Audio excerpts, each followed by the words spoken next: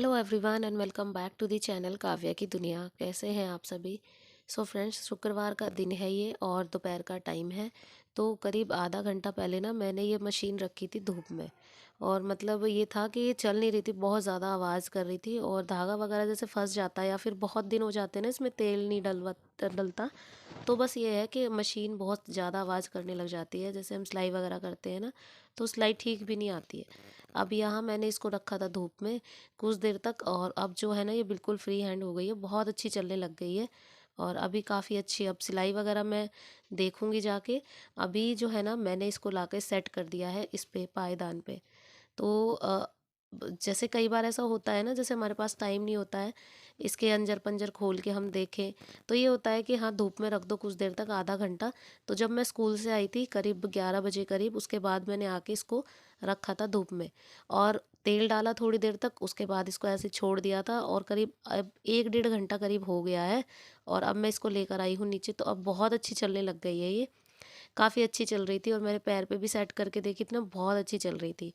बस क्योंकि आज मुझे सिलना था सूट और कल जो है ना जो कटिंग की थी, तो बस वही थी, रखा हुआ था। अब ये वाला सूट है, ये पिंक कलर का सूट, ये मैं लेकर आई थी अपने लिए।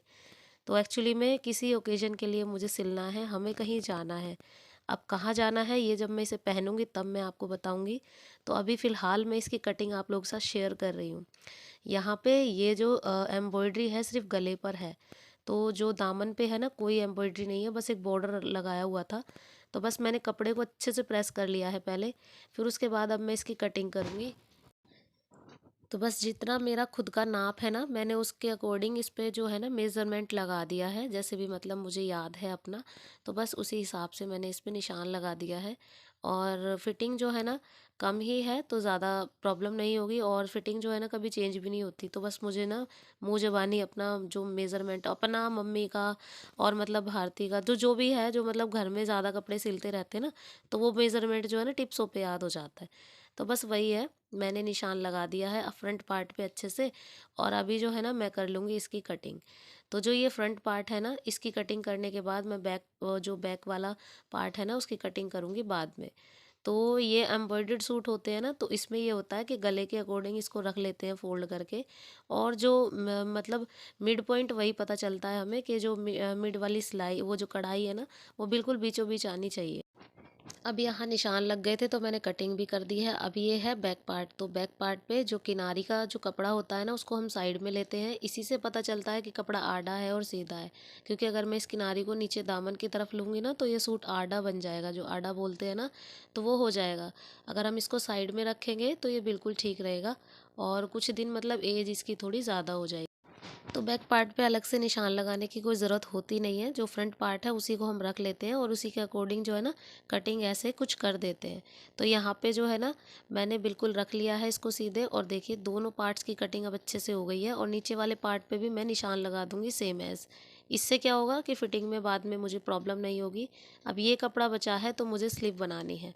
पहले मेरा ये था कि मुझे सिंपल स्लीव चाहिए, लेकिन फिर मुझे आइडिया आया जो पफ़ी स्लीव अब चल रही है ना, जो कंधे से ऊपर थोड़ी फूली फूली होती है, वो वाली स्लीव मैं बनाऊं, क्योंकि कपड़ा था इसमें। तो मैंने सोचा कि बस उसी को मैं कट कर लेती हूँ। तो यहाँ पे जितनी स्लीव आपको तैयार चाहिए पहले उसका निशान लगा लेते हैं। और फिर उसके बाद जैसे सिंपल स्लीव्स की कटिंग होती है बिल्कुल वैसे मैंने इस पर निशान लगा दिया था। और फिर उसके बाद 5 इंच एक्स्ट्रा बढ़ा के और कुछ इस तरीके से, जैसे भी आपका जो हाफ़ कर लेते हैं ना स्लीव्स को, यहाँ पे जहाँ पे आपका हाफ़ का निशान आया ना, बस वहीं से आपको ये घुमाव सा दे देना है। अब जो ये एक्स्ट्रा हुआ है ना, ये कपड़े में चुन्नट पड़ जाएंगी और ये पफ़ी स्लीव बन जाएगी। तो यहाँ देखिए बहुत अच्छे से मतलब कटिंग हो गई थी। कुछ इस तरीके से आपको कटिंग करनी है। और कटिंग के बाद अब ये जो कपड़ा जहाँ पे आपका निशान लग रहा है ना, वहीं पे बस उतने में ही आपको चुन्नट डलनी है। और मैंने 2-3 ये कट लगा दिए थे, क्योंकि यहाँ तक मुझे इसको पहले सिलना है, फिर इसमें चुन्नट भरनी है।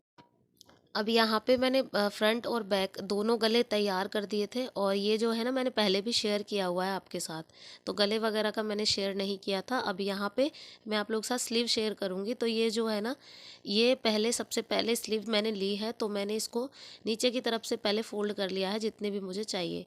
तो मैंने करीब 1 से 1.5 इंच मैंने इसको फ़ोल्ड कर दिया है, जो तुरपाई के लिए मार्जिन छोड़ना होता है ना उतने में। क्योंकि ये स्लीव्स हों या कैसे भी स्लीव्स हो, बगैर तुरपाई के लुक नहीं आता है। तो बस तुरपाई के लिए जितने जितनी मुझे चाहिए मैंने उतनी इसमें बड़ी सिलाई लगा दी है। अब यहाँ सेम एज़ मैंने दूसरे कपड़े को भी लगा दिया है सिलाई पे।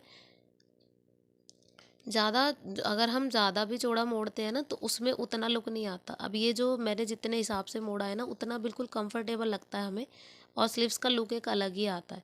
तो पहले मैंने दोनों स्लीव्स को रेडी कर लिया है। तो अभी जो है ना, पहले स्लीव्स को जो है ना मतलब जो हमारा कंधा से होते हैं ना जैसे जोड़ते हैं, उस हिसाब से पहले हम जोड़ लेंगे।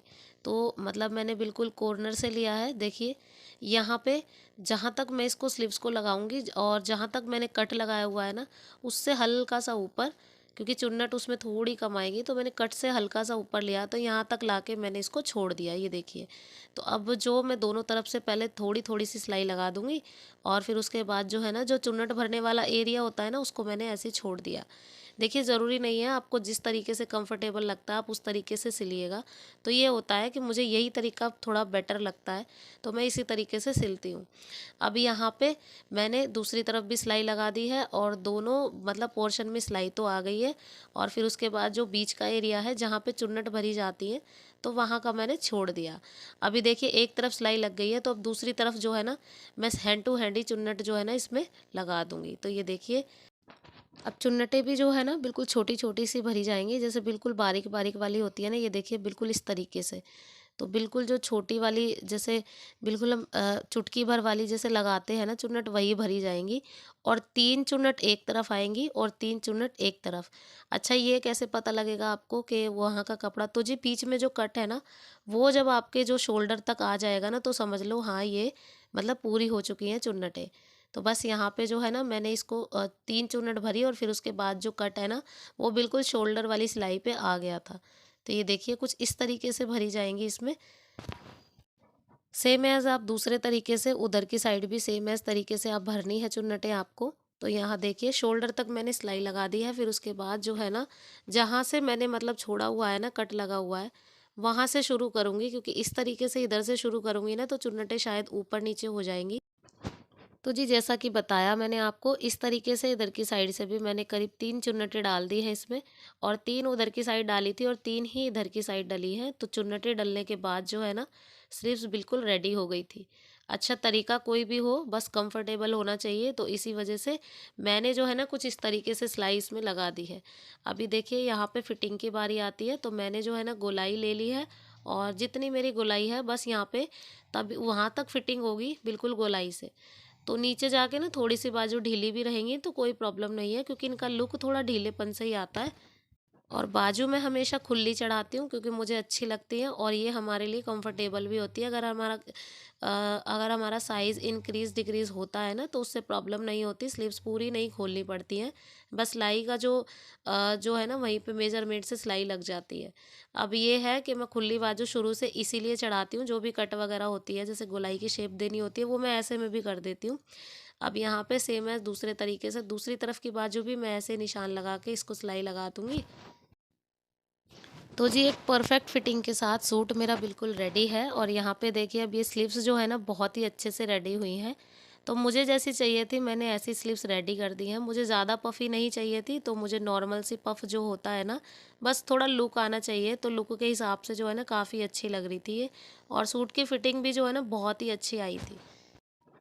मन खुश हो गया था, मतलब इतनी अच्छी फिटिंग बैठी थी सूट की। और मतलब हल्का सा मुझे ढीला लग रहा था पहले, तो बस वो नहीं लगा था। पहले जो है ना मैंने स्लीव्स को पूरे 10 इंच तक मतलब कोहनी तक काटा था जो है ना, तो मुझे बिल्कुल भी पसंद नहीं आई थी। तो मैंने ये ना दोबारा से मतलब कट की है, और अब जो है ना इतनी मुझे ठीक लग रही थी, बहुत ही अच्छी लग रही थी। अब जो है ना इसका जो पफ़ है ना वो मतलब चुन्नटों के हिसाब से बिल्कुल ठीक था और परफेक्ट लग रहा था। अब ये जो कलर है ना पिंक कलर, तो पहले जो है ना इतने लाइट कलर शायद कम ही पहने हैं, लेकिन फर्स्ट टाइम जो है ना इतना बेबी पिंक होता है वो मैं लेकर आई हूँ। और इसके साथ जो है ना इस कपड़े के साथ ये वाली स्लीव्स बहुत ज़्यादा अच्छी लग रही थी, और एकदम परफेक्ट फिटिंग आई थी सूट की भी। तो आप लोगों को कैसी लगी प्लीज़ कमेंट बॉक्स में ज़रूर बताइएगा। अगर इससे ज़्यादा हल्का सा पफ आपको हैवी रखना है ना तो उसके हिसाब से आपको चुन्नटें थोड़ी ज़्यादा डालनी होंगी और कपड़ा थोड़ा एक्स्ट्रा लेना होगा। तो बस मैंने जैसी मुझे चाहिए थी बिल्कुल वैसी रेडी की है, और मेरे हिसाब से बिल्कुल परफेक्ट है ये। लेकिन अगर हल्का सा पफ और ज़्यादा देना है तो बस वही जैसा कि मैंने आपको कहा है, थोड़ा सा कपड़ा एक्स्ट्रा रखना है। तो अभी मुझे ठीक लग रही थी और मैं ये सोच रही थी कि इसको यहाँ से फिट कर दूँ तो बिल्कुल बेकार लगेगी। तो अभी फ़िलहाल के लिए बिल्कुल गोलाई से बिल्कुल फिटिंग है और बाकी के ऊपर ढीली है, तो बहुत अच्छी फिटिंग आई थी सूट की। तो चलिए फ्रेंड्स, इसी के साथ ये वाला वीडियो भी यहीं तक एंड होता है। तो कैसा लगा आपको आज का वीडियो? पसंद आया हो तो एक लाइक ज़रूर कीजिएगा, शेयर कीजिएगा, सब्सक्राइब कीजिएगा चैनल को, बेल आइकन दबाना प्लीज़ मत भूलिएगा। तो मिलते हूँ आपसे अपने नेक्स्ट व्लॉग में, तब तक के लिए bye bye and take care.